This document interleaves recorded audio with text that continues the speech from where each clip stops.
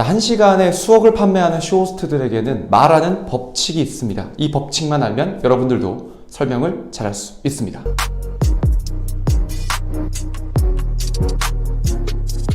여러분 안녕하세요. 소위 프로파일러 쇼호스트 김민성입니다. 자, 오늘은 쇼호스트들은 과연 어떻게 짧은 시간 안에 많은 매출을 내고 설명을 재미있게 지루하지 않게 할 수 있는지 그 원리에 대해서 여러분께 말씀드릴 텐데요. 자, 딱 하나. 자, 이것만 하면 여러분도 말을 할 때 횡설수설하지 않을 수 있습니다. 자, 너무나도 유명한 책이죠. 이 책의 저자는 이렇게 말합니다. 말은 센스가 아니고 바로 과학이다.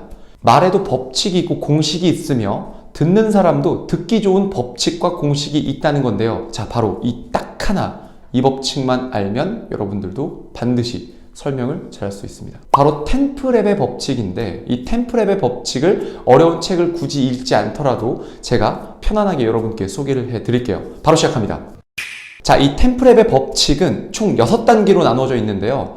누구나 이 6단계를 이해를 하고 활용을 한다면 아무리 어려운 학술적인 내용이나 접근하기 어려운 상품도 쉽고 간단하고 편리하고 상대방의 뇌의 기억에 잘 남게 설명할 수 있다는 주장인데요. 자, 어떻게 하는지 첫 번째부터 바로 시작해 보겠습니다. 그 첫 번째는 주제 전달을 초반에 명확하게 한다입니다. 사실 모든 말을 할 때 횡설수설 말하는 게 아니라 초반에 내가 하고 싶은 얘기를 말한다라는 법칙인데요.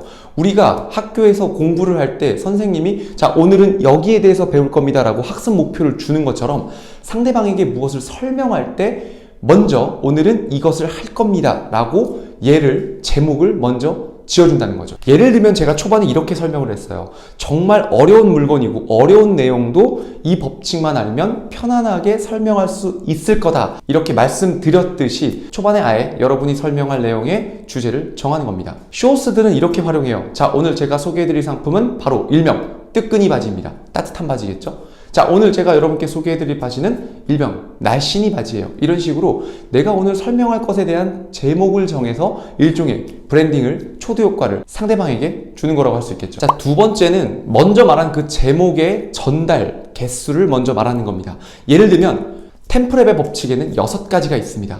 이런 식으로 개수를 미리 말을 해주는 거죠.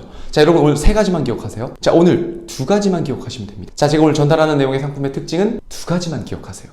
그러니까 이런 식으로 전달하고자 하는 제목의 내용의 개수를 초반에 미리 말을 해준다면 상대방은 좀 더 간결하게 내용을 받아들이는 성향이 있습니다.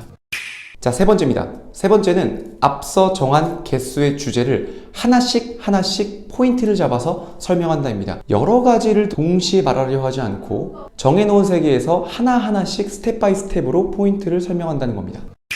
자, 다음 4단계는 3단계에서 미리 주장한 그 포인트에 대한 근거를 말해주는 겁니다. 왜 한 번에 한 가지씩만 주장을 해야 되냐면 사람의 뇌는 기본적으로 멀티태스킹을 하지 못하게 구조화되어 있다고 합니다. 우리가 스마트폰을 만지면서 회의를 하고 또 이야기를 하면서 따로 체크도 하고 우리는 멀티태스킹을 할 수 있다고 착각을 하며 살지만 사실은 하나에도 집중을 못하는 게 현실이라고 하는데요. 그렇기 때문에 상대방에게 설명을 할 때는 한 번에 한 가지 포인트씩 설명하는 게 훨씬 더 효과적이라고 할 수 있겠죠. 이런 식으로 주장한 내용에 대한 근거를 들어주는 게 바로 4단계라고 할 수 있겠죠. 자, 5번째 단계는 구체적인 예를 들어주는 겁니다. 예를 들면 쇼호스트는 이렇게 말합니다. 오늘 이 상품을 꼭 사야 되는 이유는 딱 3가지예요. 첫 번째 가격, 두 번째 편안함, 세 번째 핏감. 가격은 너무 좋죠. 두 번째는 구스다운이기 때문에 편안하죠. 세 번째는 입은 모습 보시면 핏감이 되게 좋죠. 이런 식으로 상대방이 조금 이해하기 쉽게 구체적인 예를 들어줘야 상대방은 편안하게 이해할 수 있는 거죠. 자, 이 법칙의 마지막 6번째는 지금까지 내가 말한 모든 것을 마지막에 간단하게 정리를 해준답니다.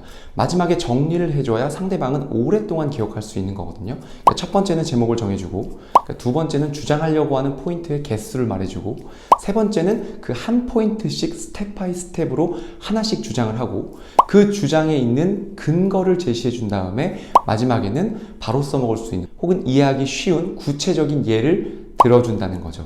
자, 별거 아닌 것 같지만 이 템프랩의 법칙 제가 밑에 고정 댓글로 체크리스트를 만들어 드릴 테니까 여러분 앞으로 PT를 준비하거나 고객에게 설명을 준비하거나 회사에서 발표를 준비하실 때 이 템플랩의 법칙을 체크리스트로 두고 한번 준비한다면 누구나 횡설수설하지 않고 말할 수 있을 겁니다. 다음에 더 좋은 내용으로 여러분께 인사드릴게요. 안녕.